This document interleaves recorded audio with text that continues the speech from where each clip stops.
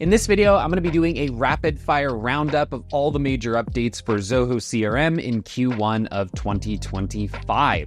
We're going to go line by line. I'm going to tell you what happened, going to give you some thoughts on it and how it might affect your business. So before I jump in, I do want to ask, if you find the video useful, please be sure to like and subscribe down below. Leave a comment down below that like button with whichever of these updates you're most excited with, any questions and video requests for the future. And as always, just head right on over to Zenatta.com and click on book a meeting if you'd like to chat about how we can help on your Zoho install. So without any further ado, let's jump on in.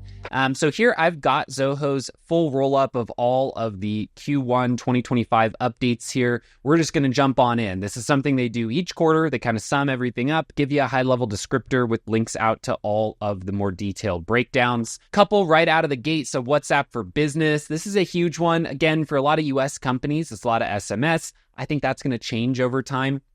I think that it's worth it to start dabbling in some of these other chat tools that go around SMS. So if you haven't, maybe give this one a try. WhatsApp is growing in popularity. Same thing here with Line, except this is more for East and Southeast Asia. WhatsApp gets a lot of global usage. Line is very demographic specific, so you might not need that one. Another one here is a pretty big update for account-based marketing for Zoho CRM. This is a paid add-on that you can get to essentially expand the ability to target, segment, and prospect on an account basis rather than a lead or contact basis. So essentially what this is allowing us to do is create this insights page inside of a given account, give you an idea of like, hey, how interested are they? How engaged are they? What's the value? What's been going on recently? This is kind of a nice thing if you are a business that does a lot of deals with a smaller number of companies, or if you're a business that really structures a lot of your marketing and outreach on a company basis rather than on a personal basis. So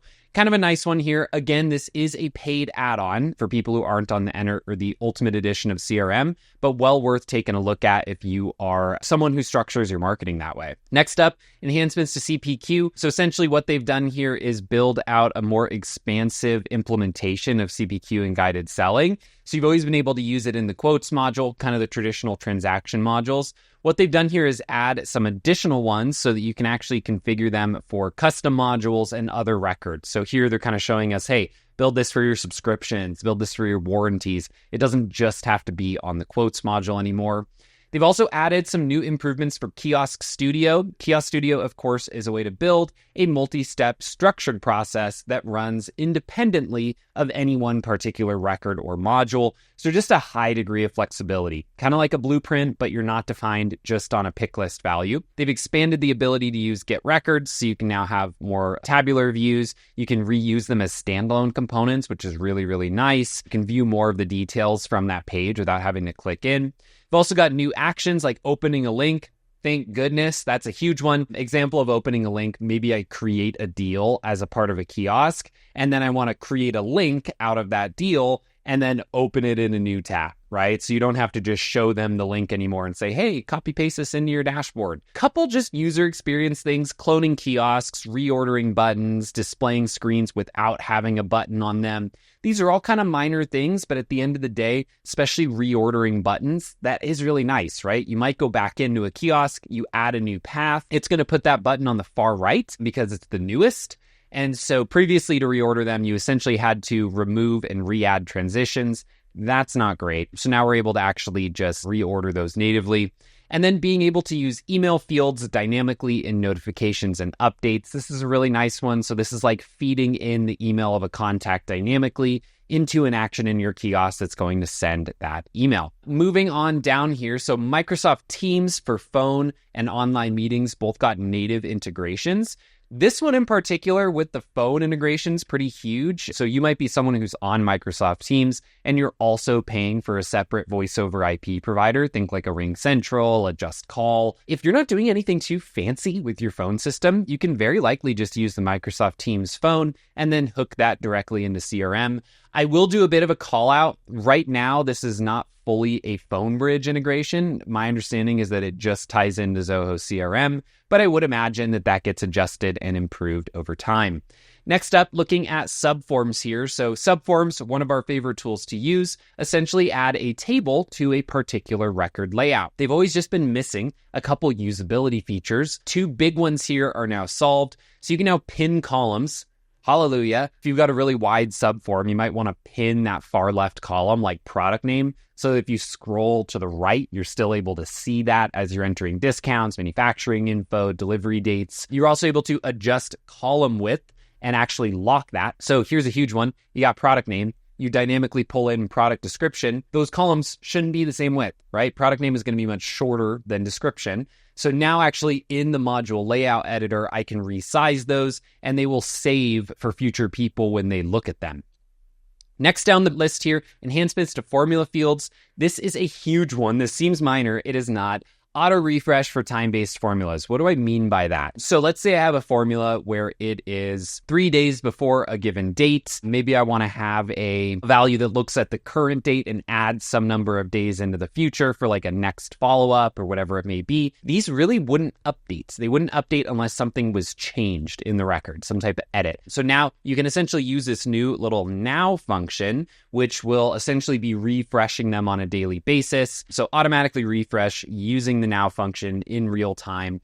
Really nice, again, just with that idea that like I want to know days between closing date and now. Those would not refresh, which makes them not very useful. Now they will automatically refresh and are much more useful as a result. Next one here, stopping a particular formula execution once something hits a certain state. Good example here would be like, hey, maybe we're calculating margin. Once we hit closed one, that no longer should change, right? That is now locked in based on a particular criteria. Next one here is team selling and revenue split. So this is the idea of maybe I'm working a deal, maybe I'm in a scenario where two different salespeople are kind of working the deal from different angles collaboratively. You can essentially set up now that a deal can be assigned to these two different people, and you can have a particular revenue or overlay split for those. Basically just saying like, hey, Tyler and Brett both chipped in on getting this closed, talking to different people, pitching different products, and so they should both get some credit. This really comes in primarily when you're using forecasting and a lot of the native reporting features. But again, what we're doing here is you're basically taking in these different roles, these different user lookup fields, right? And you're getting them a particular split percentage of who should get credit for different percents of revenue. A big one here throughout the entirety of Q1 was improvements to forecasting. There's honestly one that we're probably going to create a whole carve-out video for because there's just been so many changes and improvements. So what they've done, it's a lot. They've got custom forecast hierarchies. This basically means that I can exclude users, roles, territories, different types of groupings from my forecasting hierarchy. The reason you'd want to do this is that you might have different roles inside of CRM. You might go into forecast and say, hey, build me a forecast hierarchy based on my role hierarchy. But now it's just added a bunch of people on the operations team and the customer service teams and all of those into your forecasts. Now, reality is you can go through and set all their forecasts to 0 for those roles, but it still makes that page a little ugly and messy. Now, you don't have to do that, right? You can just say, hey, don't count these different roles in my forecasting because they're not doing sales. You can also do forecasting adjustments.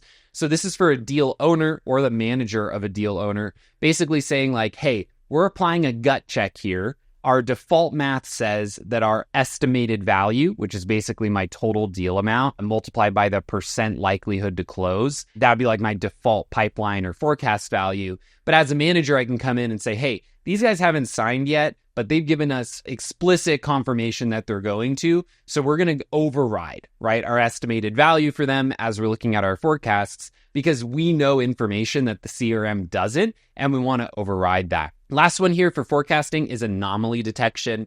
So this is basically just some ratio math, right? If we're looking at a particular user, maybe they have a long-term moving average of sales, maybe we're looking against certain target, and we just want to see like, hey, what's going on, right? At a glance, green and red, what's going on? So if we look at this image, right, we can just very easily see, hey, James is killing it, SRK is not. Right? So as a manager, I can jump in and try to figure out what's going on here, right? Did something change? Do they have a big deal fall through the pipeline? What do I need to do to improve this number for that particular user? Another big focus for Q1 of 2025 were new visualization methods. So they've added Sankey charts, tree maps, butterfly charts, cluster charts, waterfall components, all to the native dashboards and analytics within Zoho CRM. So really expanding these a lot. We still always kind of have a preference for doing a lot of this over inside of Zoho Analytics. But let's say you're just licensed for CRM, or you look at analytics and you go, dude, I don't want to touch that. That's way too complicated. I'm not interested in learning like a BI tool. These are great, right? And they're really expanding what you can do with the native reporting that's offered right inside of Zoho CRM. Another big one here, mostly I like to use the word makeover. That's kind of how I would describe this. Data sharing rules got quite a few updates. Most of these are really just in how you interact with them, not how they work on the back end. So they've split things into multiple tabs. They've much more detailed views of sharing rules, so you can kind of see how they all line up and connect. Much easier to turn them off or on. You used to have to delete a sharing rule to turn it off. So if you wanted for a temporary period to have something active or inactive, it was delete and recreate rather than just toggle it on and off. You can now also clone a sharing rule. So you have like a big complicated multi-role sharing rule and you want to clone it and make a small adjustment. You don't have to recreate it from scratch. And then lastly, you're able to search and filter on module. Again, this is really nice. Not everybody even needs sharing rules. A lot of people get away just using the roles and hierarchies, which is totally fine. But if you're somebody who needs quite a lot of these, being able to filter them on module is much, much, much easier. Big one here too, dynamic filters inside of CRM dashboards, right? So previously, inside of a CRM dashboard, you set it up, you add all your filters on the back end, you deploy it out, and that's that, right? But a lot of the times what you really want to do is maybe give someone, in this example, a sales dashboard, but I want to let them filter, right? I want to say, hey, slice and dice this. Here's some of the things you might want to filter on based on closing date, based on region, based on different products that are relevant. The alternative to this is I'm making a unique sales dashboard for each and every product line, cloning it, making filter adjustments, and then people have to toggle through multiple dashboards. Again, historically, when we've needed a dynamic filter, we've always had to go over to Zoho Analytics. Now, that's not a requirement. Again, you might still want to just expand the capabilities of reporting, but if you're getting what you need in CRM and all you really need is just like a filter, you don't need to go rebuild everything now, which is great. Just saves you a lot of time and effort. New one here as well are Rollup Summaries. They've kind of rebuilt this and made them much more useful. So a Rollup Summary is, I'm on a deal. I want to have a field in my deal that says average quote, right? Because I might have 3 or 4 different quotes that I've sent out. I want to take the average of those and then display that as like maybe an estimated value if this is to close, just to be able to get close. So again, they used to look like this on the left, just to get not very intuitive, right? This looks much better. Right out of the gate, it just looks much better. And then you can slice these based on a custom rollup, right? So where you're specifying average, sum, which fields, which values, or you can use some predefined ones like the total count of deals against an account. Some of those ones that Zoho has kind of assumed you might want this. So let me just go ahead and pre-build it for you. They've also expanded the scope for client scripts. This is a huge one. So client scripts can now trigger much more easily in connection to a subform. Again, a client script is essentially a piece of JavaScript that Zoho is running, but it's running inside of the user's browser. Big benefit here, they run fast and they run immediately. So you don't have to save and refresh the record to see the outcome of a particular script. How this used to work is if I needed a client script inside of a subform, I would have to have a checkbox that would say like, run the script, right? Run calculation, run whatever it may be. Now you can run client scripts based on updates and additions to those subforms natively. So again, this is something like as they are adding rows one by one to a subform, the margin is being calculated automatically for them. And if it's above or below a certain amount, it can do notifications, pop-ups, things like that. They've also added client scripts for portals. So if you do have a user experience that you want to improve for a portal user, you can now use these client scripts there as well. So again, this one gets a pretty small section in this rollup, but it's very, very useful. We're finding just more and more use for client scripts across the board. We've also added this new feature called QuickML. So QuickML is a machine learning tool that's baked directly into Zoho CRM. It runs on Zoho Catalyst. And so this has been rolled out this quarter for more and more people. It's kind of starting to pop into accounts. So well worth taking a look at. Again, kind of the nice thing with machine learning is it might create data, trends, relationships that are just super non-obvious to the human eye. And that might look at parameters that like we just never would have come up with, right? Using our own intuition. So it can be a useful way, like this isn't going to solve all your reporting problems for you, but it might create new scenarios for you to investigate further, right? Using your human brain and intuition. We've also done a ton of improvements to the Voice of Customer tool. This is essentially an AI tool that looks at communications, primarily email or call transcripts, and kind of tells you like, hey, what's the vibe, right? Is this person happy? Are they upset? Do they have intent? Do they want to talk to us? Do they seem avoidant? Right? So essentially, you're able to get some of that high-level summation data. They've added more modules as a source. They've added these into kiosks.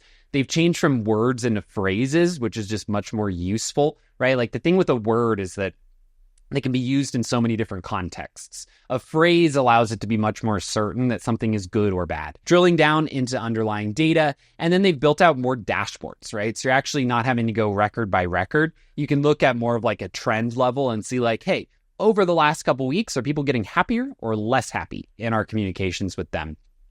And then lastly, we've talked about these a lot. We're kind of building out a ton of content around these, but Zia's ongoing evolution, right? So Zia Agents, right? This one is not fully released yet, but it's starting to. Some of them are kind of building into the Zoho CRM ecosystem. So they're going to be rolling out essentially a sales agent and an intelligent coach, so kind of a trainer teacher inside of CRM.